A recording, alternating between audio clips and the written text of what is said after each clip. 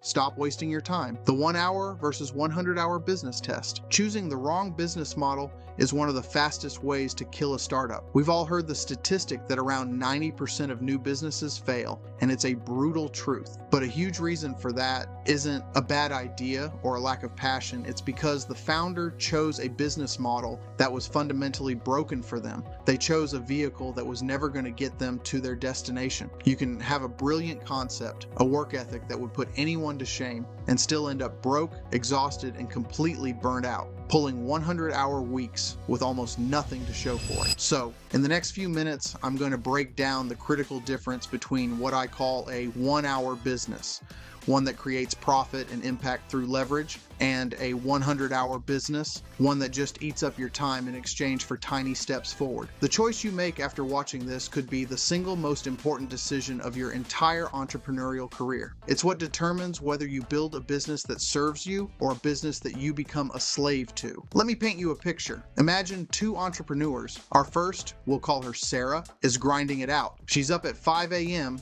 and she's not done until 10 p.m. Her business is a service agency. She is fantastic at what she does, and her clients rave about her, but she's completely trapped. Every single dollar she makes is directly tied to an hour of her time. If she wants to take a vacation, her income flatlines. If she gets sick, the whole business goes into a panic. She's not building a company, she's building herself a cage, and she's running on fumes. Founder burnout is a very real and significant factor in why so many startups fail, and Sarah is on the fast track. Now, let's look at Alex.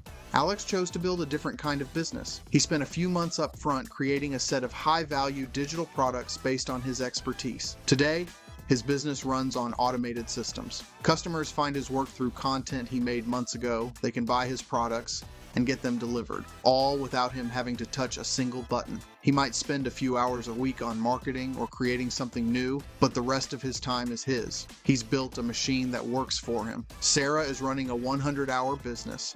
Alex is running a 1-hour business.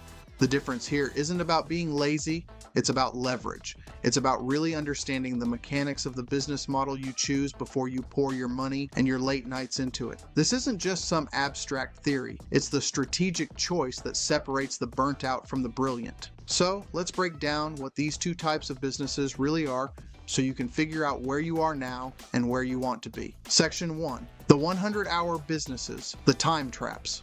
First, let's be clear, 100-hour businesses are not bad businesses. They can be incredibly profitable and deeply fulfilling, but you have to go in with your eyes wide open, knowing that your main inventory is your own time. You are trading hours for dollars, and there's a very real limit on how many hours you have in a day. The most common example is the service-based business. Think consulting, coaching, or running a marketing agency. This is the classic model where clients pay for your expertise and direct involvement. The good news, startup costs are often very low and profit margins can be great. The bad news, you are the product. The company can only grow as much as you can personally handle. The only way to scale is to hire more people, which brings a whole new world of complexity with management, training, and making sure the quality doesn't slip. The entire model is built on personalization, meaning every new client is a huge time investment. It makes for a business that's hard to predict, with revenue that can be feast or famine, making cash flow a constant headache. Next up is physical product e-commerce. The idea of selling products online sounds super scalable, but running a traditional e-commerce store is a massive time sink. You're juggling sourcing products, managing inventory, fulfilling all the orders, dealing with shipping, and then handling returns and customer service. Each one of those tasks could be a full-time job.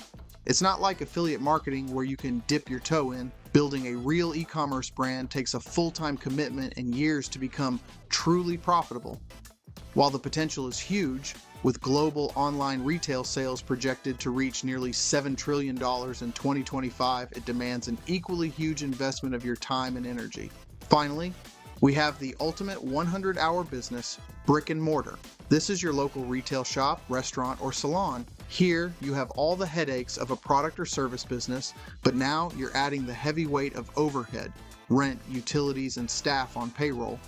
Your success is chained to your physical location, and you often have to be there to make sure things are running smoothly. Sure, having a real-world presence can build an amazing local community, but it's probably the least scalable and most time-intensive model out there. You're not just running a business, you're managing a physical place, and that's a 24/7 job. If you're someone who loves that direct interaction, wants total control, and is ready for a hands-on, high-commitment venture, these models can be fantastic. But if what you really value is flexibility, scalability, and freedom, you need to look at the other side of this coin. Section 2, the 1-hour businesses, the leverage machines. Welcome to the world of leverage. A 1-hour business isn't about literally working 60 minutes and calling it a week. It's a way of thinking about a business built on systems that work and bring in revenue without you having to be there for every single transaction. You do the hard work up front, you build the asset once, and it can pay you back again and again. A classic example of a 1-hour business is selling digital products.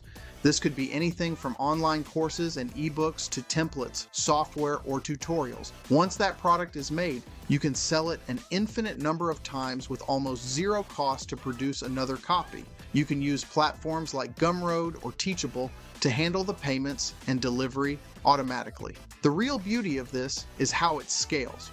The work it takes to sell 10,000 copies is basically the same as the work it takes to sell 10. Now, it's not totally passive. You still have to do marketing, answer customer questions, and update the product, but the work isn't directly tied to making money in the same way a service is. You're building an asset that works for you. Next, we have niche affiliate marketing.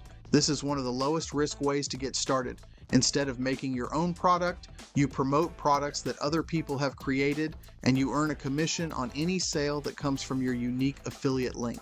Your main job is to build an audience, maybe through a blog, a YouTube channel, or a social media account, and recommend products you actually use and trust. You don't have to stress about inventory, shipping, or customer support. You just focus on creating great content that people find valuable. It's a perfect model to start as a side hustle, and while building an audience takes time, it's a business built purely on marketing leverage. A third, more advanced model is content licensing or an automated SaaS, software as a service. Think of a photographer who uploads their work to stock photo sites or a musician who makes tracks that can be licensed for ads. They create the asset one time and can earn royalties for years. With SaaS, you're providing a software solution to a problem for a monthly subscription. Once the software is built, every new customer adds directly to the bottom line with incredible profitability and leverage. These models are the definition of building a machine. They take a lot of skill and upfront investment, but the potential for truly scalable income that isn't tied to your time is immense. These models are all about working smarter, not just harder. They're about creating systems and assets that generate value whether you're at your desk or not. Section 3, the reality check and how to choose. All right, here's the most important part. This isn't about saying one category is good and the other is bad.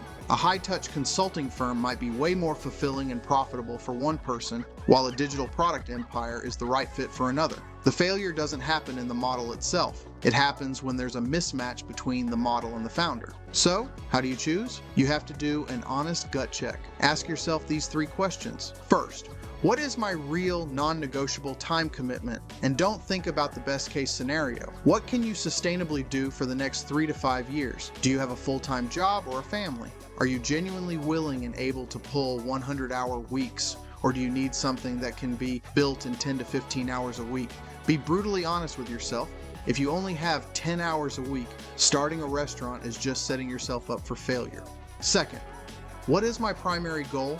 Are you looking for immediate cash flow or long-term enterprise value? The 100-hour service-based businesses often get you cash faster. You can land a client next week and get an invoice paid. The 1-hour leverage-based businesses often take longer to build, but they can create massive long-term value through intellectual property and systems that can scale. Are you trying to replace your salary right now, or are you trying to build an asset you could sell one day? And third, what are my unique skills and what do I actually enjoy doing? Are you a people person who gets energized by one-on-one chats and solving unique problems for clients? A service business could be perfect. Or are you more of a systems thinker who loves to create content, build automated workflows, and look at data? A digital product or affiliate business would be a much better fit. Building a business is a marathon, not a sprint. If you hate the day-to-day work, you will quit. The 1-hour business still takes a ton of upfront work. The 100-hour business can eventually be automated to give you more freedom, but the fundamental DNA of the business you choose on day one is what will set the course for your life as an entrepreneur. Conclusion: the road to success is littered with the ghosts of great ideas that were attached to the wrong business models. The single biggest thing you can do to improve your odds is to stop and consciously choose the right vehicle for your goals, your resources, and your life. Don't just stumble into a business because it's popular. Decide right now if you're building a time-based business or a leverage-based business. Understand what you're signing up for. Are you building another job for yourself, or are you building an asset that will work for you? The choice is yours. Make it a deliberate one. If this breakdown gave you a bit of clarity, do me a favor and hit that like button and subscribe for more content on how to build smarter businesses. And I really want to hear from you. Drop a comment below and tell me which model you're building or which one you're considering now. Are you on the 1 hour or the 100-hour path? Let's talk about it.